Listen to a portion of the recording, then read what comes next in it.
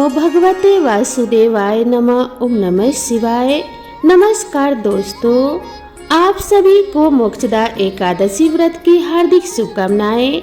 जय श्री कृष्णा, राधे राधे। आज मार्गशीर्ष मास के शुक्ल पक्ष की एकादशी तिथि है और इस एकादशी को मोक्षदा एकादशी के नाम से जाना जाता है। कुछ स्थानों पर इसे मोक्षदा ग्यारस या वैकुंठ ग्यारस भी कहते हैं। मोक्षदा का अर्थ होता है मोक्ष देने वाली।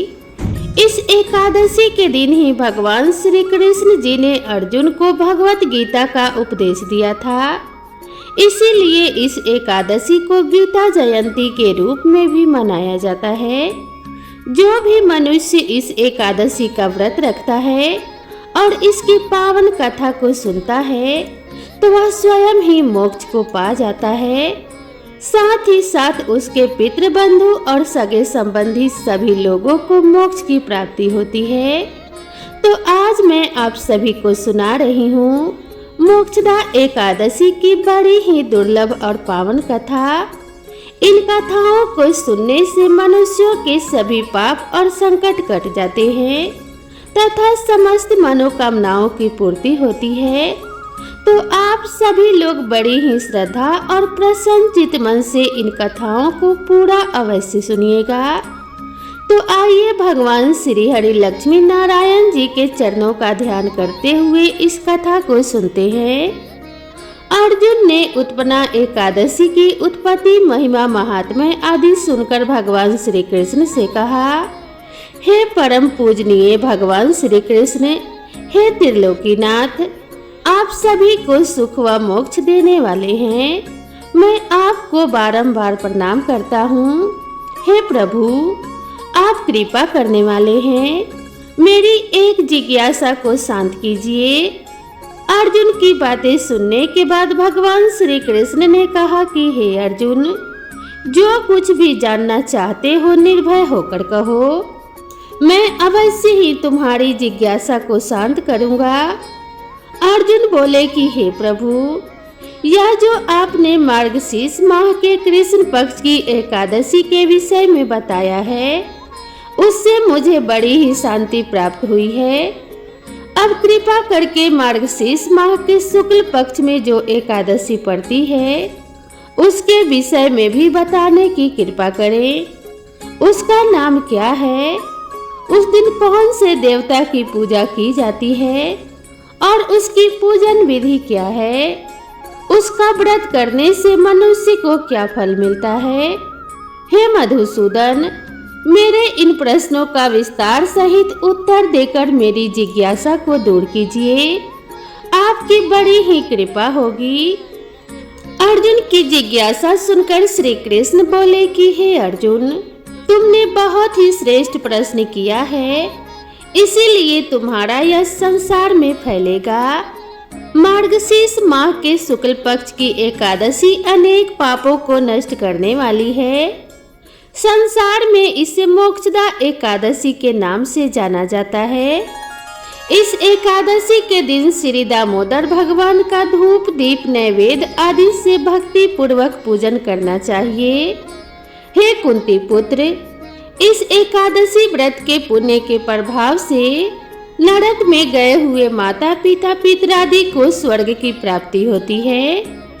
इसकी कथा एक पुराण में इस प्रकार से वर्णित है, इसे ध्यान पूर्वक सुनो। वैखानस नाम का एक राजा प्राचीन नगर में राज करता था। उसके राज्य में चारों वेदों के ज्ञाता ब्राह्मण रहते थे।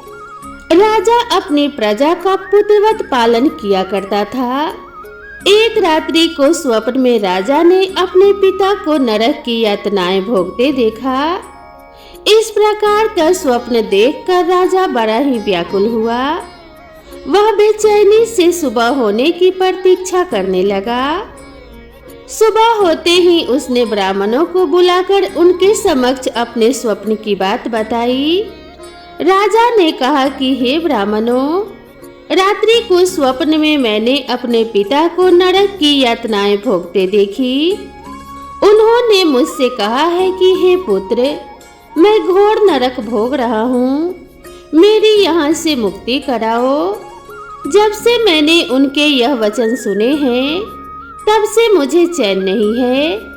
मुझे अब राज्य, सुख, ऐश्वर्य, हाथी, घोड़े, धन, स्त्री, पुत्र आदि कुछ भी सुखदायक प्रतीत नहीं हो रहे हैं। अब मैं क्या करूं और कहां जाऊं? इस दुख के कारण मेरा शरीर तप रहा है।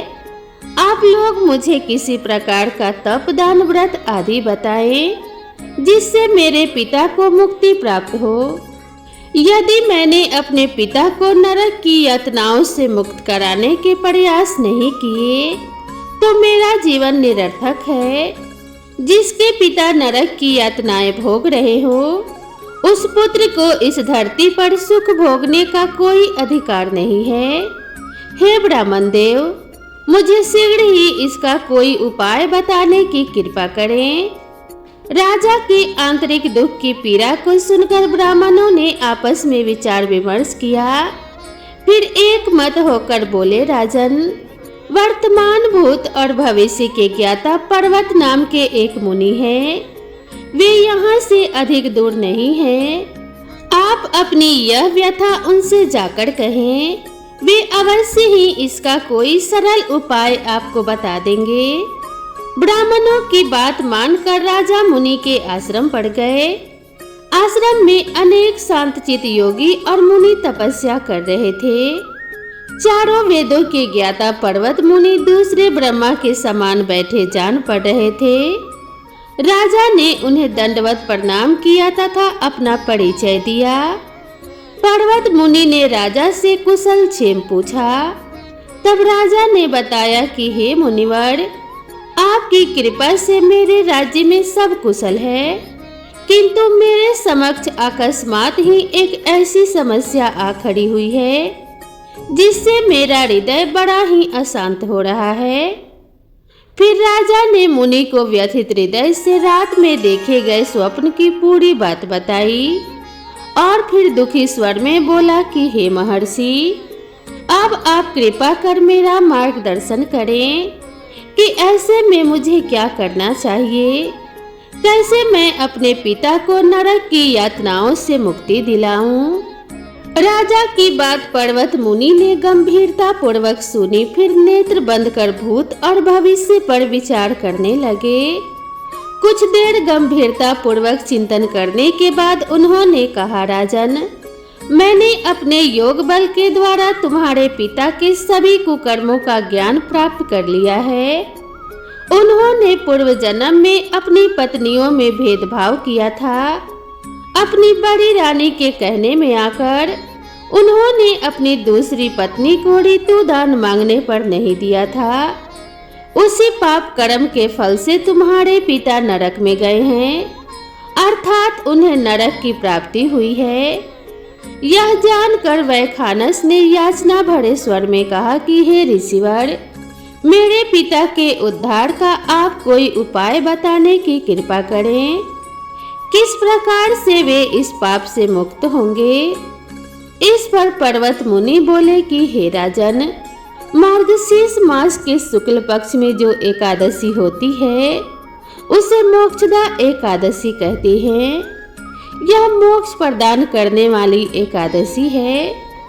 आप इस मोक्षदा एकादशी का व्रत करें और उस व्रत के पुण्य को संकल्प करके अपने पिता को अर्पित कर दें। एकादशी के पुण्य प्रभाव से अवश्य ही आपके पिता को मुक्ति मिल जाएगी। पर्वत मुनि के वचनों को सुनकर राजा अपने राज्य को लौट आए और परिवार सहित मोक्षदा एकादशी का विधि पूर्वक व्रत किया। इस व्रत के पुण्य को राजा ने अपने पिता को अर्पित कर दिया। इस पुण्य के प्रभाव से राजा के पिता को सहज ही मुक्ति मिल गई। स्वर्ग को प्रस्थान करते हुए राजा के पिता ने कहा कि हे पुत्र, तेरा कल्याण हो। इतना कहकर राजा के पिता ने स्वर्ग को प्रस्थान किया। हे पांडु पुत्र, जो मनुष्य मार्गशीर्ष माह के शुक्ल पक्ष की एकादशी का उपवास करते हैं उनके सभी पाप नष्ट हो जाते हैं और अंत में वे स्वर्ग लोक को प्राप्त करते हैं। इस उपवास से उत्तम और मोक्ष प्रदान करने वाला कोई भी दूसरा व्रत नहीं है। इस कथा को सुनने व पढ़ने से अनंत फल प्राप्त होता है। यह उपवास मोक्ष प्रदान करने वाला चिंतामणि के समान है, जिससे उपवास करने वाले की सभी मनोकामनाएं पूर्ण होती हैं। हे अर्जुन, प्रत्येक मनुष्य की प्रबल इच्छा होती है कि वह मोक्ष प्राप्त करे। मोक्ष की इच्छा करने वालों के लिए मोक्षदा एकादशी का यह उपवास अति महत्वपूर्ण है। पिता के प्रति पुत्र के दायित्व का इस कथा से श्रेष्ठ दृष्टांत इससे दूसरा कोई नहीं है। अतः भगवान श्री हरि विष्णु के निमित्त यह उपवास पूरी निष्ठा व श्रद्धा से जरूर करना चाहिए। यह पिता के प्रति भक्ति और दूसरों के लिए पुण्य अर्पित करने की श्रेष्ठ और पवित्र कथा है। इसका उपवास केवल करने वाले मनुष्य का ही नहीं, अपितु उसके पितरों का भी भला हो जाता है। अपने किसी सगे सहोदर मित्र बंधु को भी इस उपवास का फल अर्पित करने से उसके भी संपूर्ण पाप व कलेशों का नाश हो जाता है। तो बोलिए श्री लक्ष्मी नारायण भगवान की जय। अब आइए सुनते हैं एकादशी के दिन सुनी जाने वाली श्री शालिग्राम जी की पुण्य फल प्रदान करने वाली सच्ची कथा। एक कसाई था सदना। वह बहुत ही ईमानदार था। वह भगवान के नाम और कीर्तन में हमेशा लीन और मस्त रहता था। यहाँ तक कि मांस को काटते और बेचते हुए भी वह भगवान का नाम गुनगुनाता रहता था। एक दिन वह अपनी ही धुन में कहीं जा रहा था कि उसके पैर से कोई पत्थर टकराया। वह रुक गया और उसने देखा कि एक काले रंग के गोल पत्थर से उसका पैर टकरा गया है। उसने वह पत्थर उठा लिया और अपने जेब में रख लिया, यह सोचकर कि यह मांस तोलने के काम आएगा। वापस आकर उसने वह पत्थर मांस के वजन को तोलने के काम में लगाया। कुछ ही दिनों में उसने समझ लिया कि यह कोई साधारण पत्थर नहीं है, क्योंकि जितना वजन उसको तोलना होता पत्थर उतने वजन का ही हो जाता। धीरे धीरे यह बात फैलने लगी कि सदना कसाई के पास वजन करने वाला पत्थर है। वह जितना चाहता है पत्थर उतना ही तोल देता है। किसी को 1 किलो मांस देना होता तो तराजू में उस पत्थर को एक तरफ डालने पर दूसरी ओर 1 किलो का ही मांस तुलता। अगर किसी को 2 किलो चाहिए तो वह पत्थर 2 किलो के भार जितना भारी हो जाता। इस चमत्कार के कारण उसके यहाँ लोगों की भीड़ जुटने लगी। भीड़ जुटने के साथ ही सदना की दुकान की बिक्री बढ़ गई। यह बात एक ब्राह्मण तक भी पहुंची। हालांकि वह ऐसी अशुद्ध जगह पर नहीं जाना चाहते थे जहां मांस कटता हो व बिकता हो, किंतु चमत्कारिक पत्थर को देखने की उत्सुकता उसे सदना की दुकान तक खींच लाई।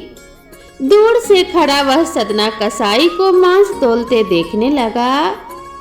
उसने देखा कि कैसे वह पत्थर हर प्रकार के वजन को बराबर तोल रहा था। ध्यान से देखने पर उसके शरीर के रोए खड़े हो गए। भीड़ के छटने अर्थात कम होने के बाद ब्राह्मण सदना कसाई के पास गया। ब्राह्मण को अपनी दुकान में आया देखकर सदना कसाई भी प्रसन्न हुआ और आश्चर्यचकित भी हुआ। बड़ी विनम्रता से सदना ने ब्राह्मण को बैठने के लिए स्थान दिया और पूछा कि हे ब्राह्मण देव, मैं आपकी क्या सेवा कर सकता हूँ? ब्राह्मण बोले, तुम्हारे इस चमत्कारिक पत्थर को देखने के लिए ही मैं तुम्हारी दुकान पर आया हूँ, या यूं कहूँ कि ये चमत्कारी पत्थर ही मुझे खींचकर तुम्हारी दुकान पर ले आया है।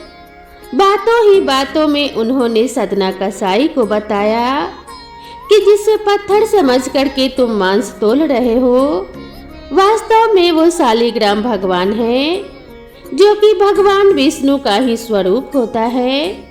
शालिग्राम जी को इस तरह गले कटे मांस के बीच में रखना व उनसे मांस तोलना बहुत बड़ा पाप है।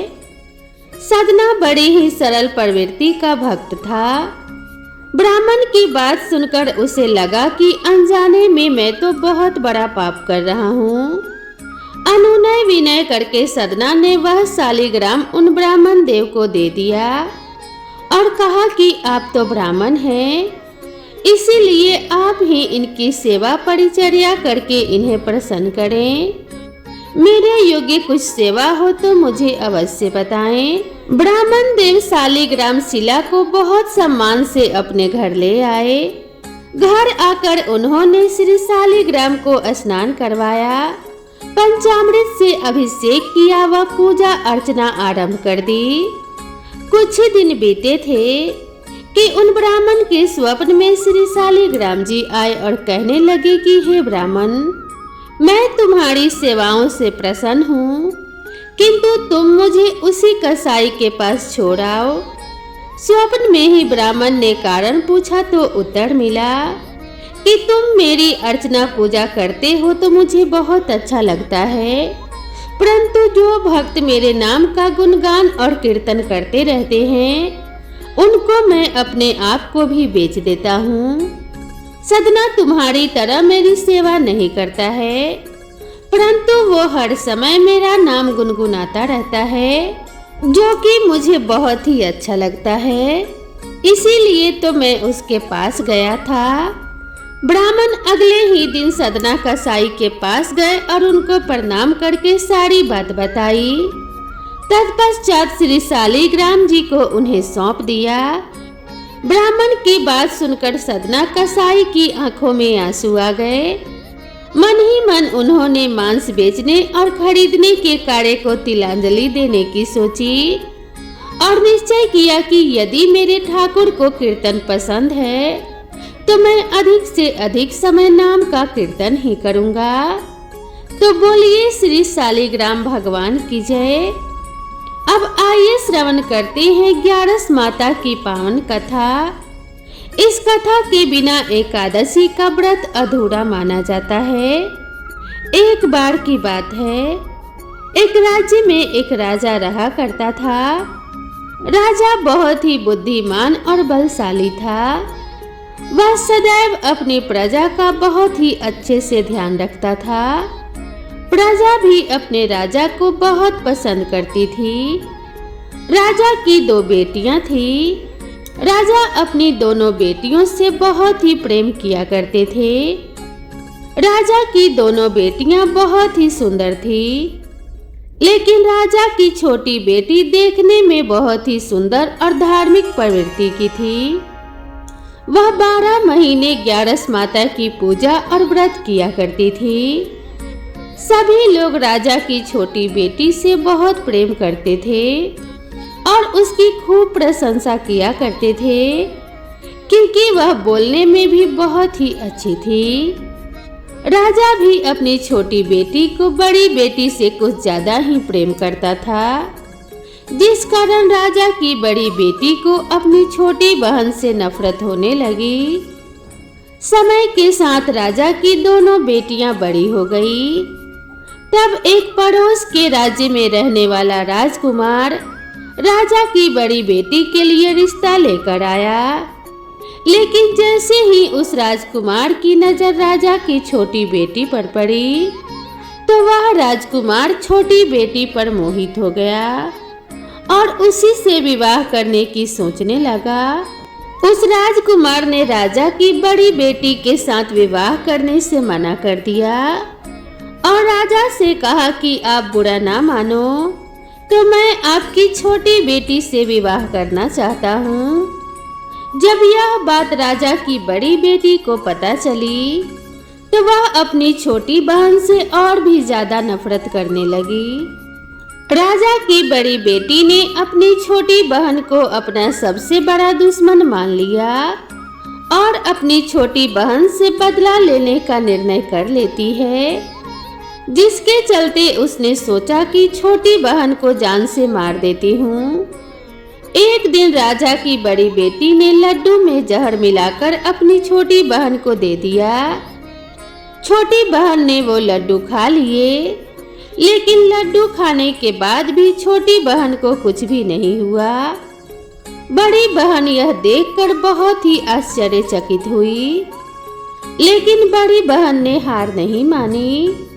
एक दिन जब छोटी बहन अपने कमरे में सो रही थी, तब उसने मटके में सांप रखकर उसके कमरे में छोड़ दिया, लेकिन सांप भी छोटी बहन को कुछ नहीं कर पाया। जिसके बाद बड़ी बहन ने अपनी छोटी बहन से कहा कि चलो बहन, आज हम कुएं से पानी भरकर लाते हैं। छोटी बहन अपने बड़ी बहन के कहे अनुसार उसके साथ पानी लेने के लिए चली गई। जैसे ही वह कुएं से पानी निकालने लगी, तो बड़ी बहन ने उसे कुएं में धक्का दे दिया, लेकिन ग्यारस माता के आशीर्वाद से वह सकुशल बाहर निकल आई। यह देखकर उसे बहुत ही आश्चर्य हुआ कि ना जाने मैंने कौन कौन से प्रयास किए, फिर भी इसका कुछ भी नहीं हुआ। बड़ी बहन एक दिन अपनी छोटी बहन के पास जाकर कहने लगी कि बहन, क्या तुमको पता है, भगवान सबकी मृत्यु एक दिन निश्चित समय पर ही लिखते हैं। तुम्हारी और मेरी मृत्यु कैसे होगी, क्या तुम जानती हो? तब छोटी बहन ने कहा कि हाँ बहन, मेरी मृत्यु कैसे होगी यह तो मैं जानती हूँ। छोटी बहन से यह सुनकर बड़ी बहन को बहुत ही संतुष्टि हुई और वह सोचने लगी कि इस बार इसे मैं जरूर मार दूंगी। उसने अपनी छोटी बहन से कहा कि बहन, अपनी मृत्यु का राज मुझे भी तो बताओ, मैं तुम्हारी बड़ी बहन हूँ। छोटी बहन ने अपनी बड़ी बहन से कहा कि मेरी मृत्यु एक तोते में है, अर्थात तोते के गले में एक हार है, उसी से मेरी मृत्यु होगी।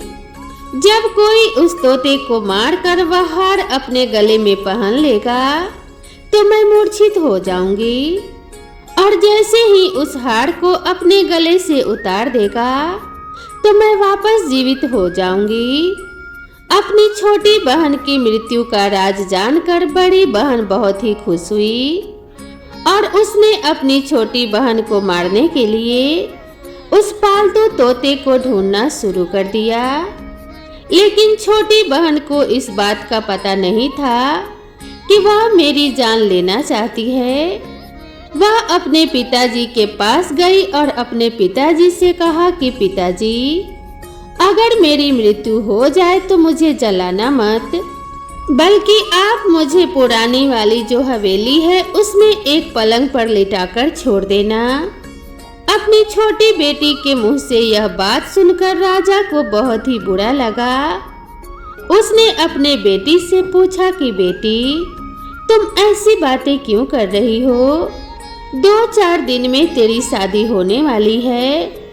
तब राजा की छोटी बेटी ने बताया कि पिताजी, समय किसी के लिए नहीं रुकता, कब क्या हो जाए किसी को कुछ भी पता नहीं है।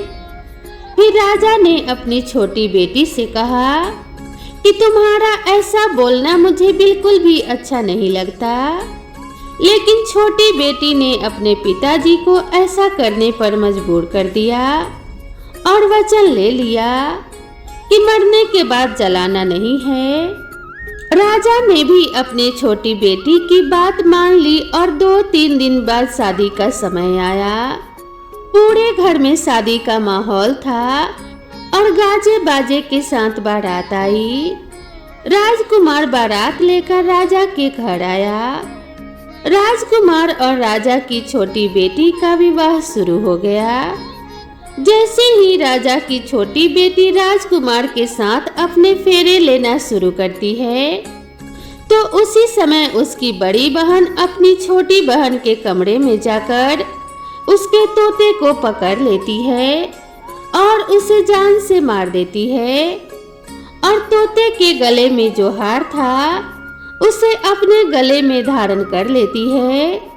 जैसे ही बड़ी बहन ने हार को अपने गले में डाला, उधर छोटी बहन के 3.5 फेरे ही पूरे हुए थे और वह बेहोश होकर गिर गई।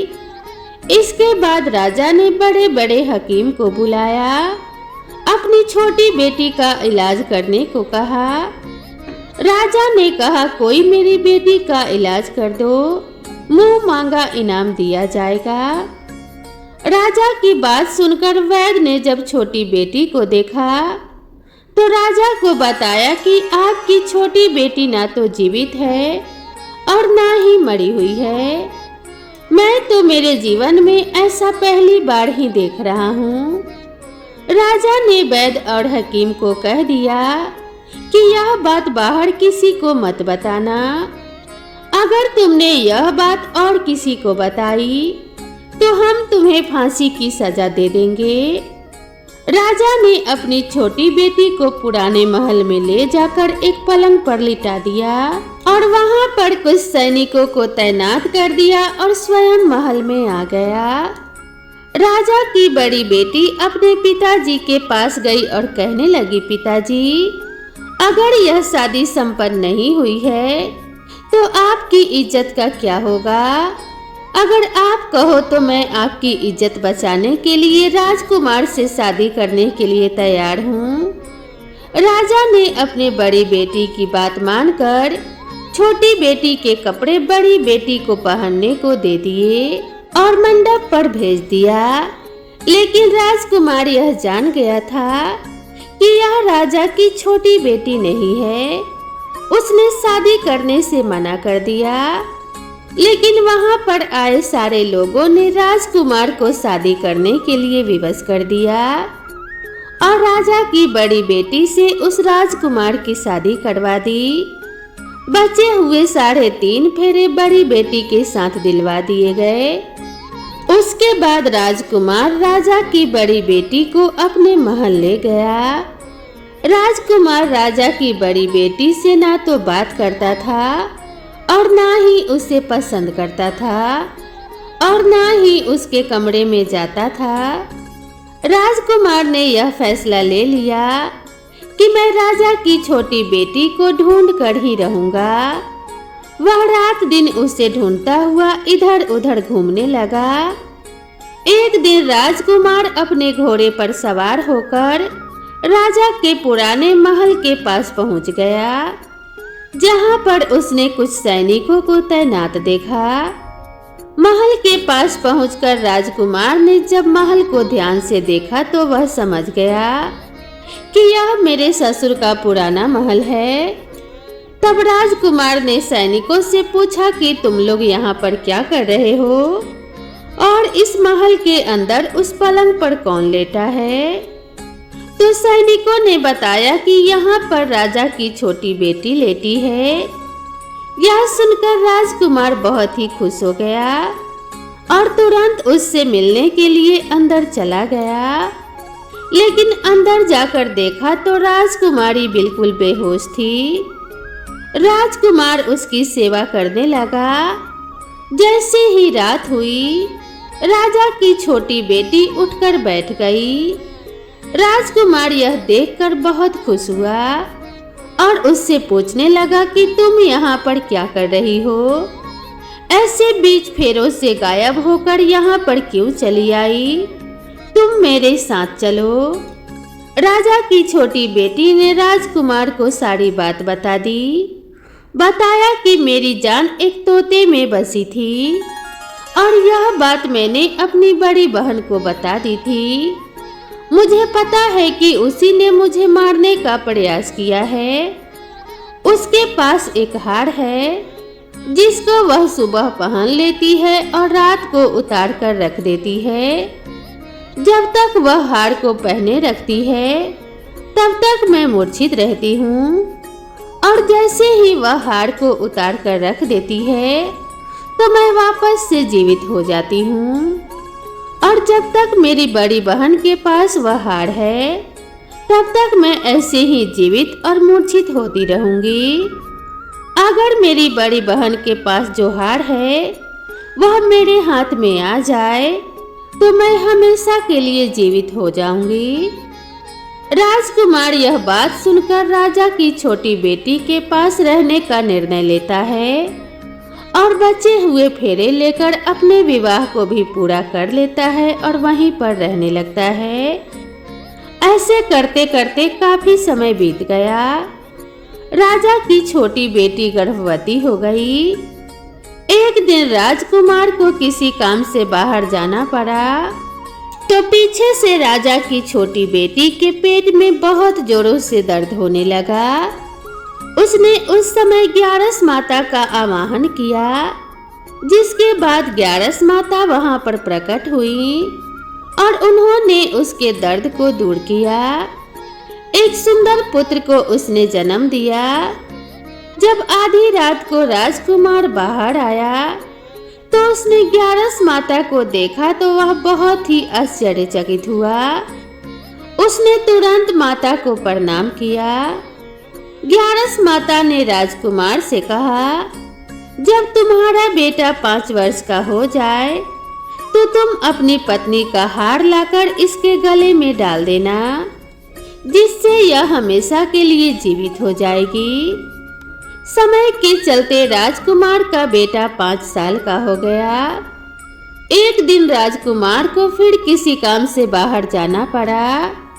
उसने अपने बेटे से कहा कि तुम अपनी माता का ध्यान रखना, मैं शाम तक लौट कर आ जाऊंगा। जैसे ही राजकुमार वहां से बाहर निकला तो बड़ी बहन के सैनिकों ने उसे देख लिया और बड़ी बहन को जाकर सारी बात बता दी। जिसके बाद बड़ी बहन अपनी छोटी बहन के पुत्र को वहां से उठवा लेती है और उसे मरवा देती है। उसके 2 टुकड़े करवाए। पहले टुकड़े को चक्की के पास छुपा दिया और दूसरा टुकड़ा अपने पलंग के नीचे रख लिया। यह देखकर ग्यारस माता ने भिखारन का रूप धारण किया और उसके घर गई और जाकर भिक्षा मांगने लगी तो बड़ी बहन ने अपने नौकरों से कहा कि जाओ भिखारी को भिक्षा दे दो। लेकिन जैसे ही नौकर ग्यारस माता को भिक्षा देने के लिए जाते हैं तो माता उन्हें मना कर देती है और कहती है कि मैं तुम्हारी रानी से ही भिक्षा लूंगी। नौकरों ने अंदर जाकर कहा कि वह भिखारन हमसे भिक्षा नहीं ले रही है, बोल रही है कि मैं तो रानी से ही भिक्षा लूंगी। जब बड़ी बहन स्वयं भिक्षा देने के लिए भिखारन बनी ग्यारस माता के पास आती है तो उससे पहले ही माता एक बिल्ली का रूप बनाकर उसके कमरे में चली जाती है और वहां पर जो छोटी बेटी के पुत्र का एक टुकड़ा था वह उठा लेती है और दूसरा चक्की के पास से उठाकर उसे जीवित कर देती है और वहां से लेकर चली जाती है और राजकुमार को सारी बात बताकर उन्हें उनका बेटा सौंप देती है। राजकुमार अपने बेटे को लेकर उस बड़ी बहन के पास जाता है और उससे कहता है कि इस बच्चे का अच्छे से ध्यान रखना। अगर तुम इस बच्चे का अच्छे से ध्यान रखोगी तो ही मैं तुमसे बात करूंगा, वरना मैं यहाँ से चला जाऊंगा। एक दिन राजकुमार ने अपने बच्चे से कहा कि तुम ऐसा करो, तुम्हारी माँ के गले का वो हार मांग लो, तुम्हारी जिद की वजह से वह तुम्हें दे देगी। अपने पिताजी के कहे अनुसार लड़का अपनी बड़ी माँ के पास जाकर कहता है कि माँ, मुझे तुम्हारे गले का हार चाहिए। यह सुनकर उसकी माँ को पहले तो बहुत गुस्सा आता है, पर उसको याद आता है कि राजकुमार ने कहा है कि अगर मैं इस बच्चे का अच्छे से ध्यान रखूंगी तो ही वह मुझसे बात करेंगे। वह सोचती है कि छोटी बहन अब तक तो मर गई होगी और उसे जला भी दिया होगा, अब कौन सी जिंदा होने वाली है। यही सोचकर वह हार को निकालकर उस बच्चे को दे देती है। वह बच्चा उस हार को ले जाकर अपने पिताजी को दे देता है तो राजकुमार अपने बेटे और उस हार को लेकर वहां से चला जाता है और जाते हुए कहकर जाता है कि तुम हमारे लिए खाना बनाकर तैयार रखना, मैं शाम को आकर तुम्हारे साथ ही खाना खाऊंगा। यह कहकर अपने बेटे को लेकर वहां से सीधा राजा के पास जाता है और राजा को सारी बात बता देता है। राजा अपनी बड़ी बेटी की यह करतूत सुनकर बहुत ही क्रोधित होते हैं और अपनी परवरिश को दोष देने लगते हैं। राजा राजकुमार को अपनी छोटी बेटी के साथ रहने का आदेश देते हैं। राजकुमार वह हार लेकर छोटी रानी के पास जाता है और उसके गले में वह हार डाल देता है, जिससे राजकुमारी हमेशा के लिए जीवित हो जाती है और दोनों बहुत ही खुशी से रहने लगते हैं। राजकुमार अपने बेटे और अपने पत्नी को लेकर अपने राज्य में चला जाता है और रानी के पिता अपनी बड़ी बेटी को कारावास में डाल देते हैं। इस तरह एकादशी के व्रत के प्रभाव से राजा की छोटी बेटी अपने जीवन में तमाम मुसीबतों से छुटकारा पा लेती है और वापस से उसके जीवन में खुशियां आ जाती है। तो प्रेम से बोलिए एकादशी माता की जय। हे एकादशी माता, जैसे आपने राजा की छोटी बेटी पर कृपा की, वैसे सभी पर करना, सभी के अंधन के भंडार भरना और सबका कल्याण करना। माता लक्ष्मी और भगवान विष्णु की कृपा हमेशा सभी भक्तजनों पर बनी रहे, इसी कामना के साथ आप सभी से विदा लेते हैं। वीडियो पसंद आई हो तो वीडियो को एक लाइक जरूर करें और इसी तरह की नई नई कथाओं और कहानियों के लिए मेरे चैनल को सब्सक्राइब करना ना भूलें। तो मिलते हैं इसी तरह की नेक्स्ट वीडियो में, तब तक के लिए राधे राधे।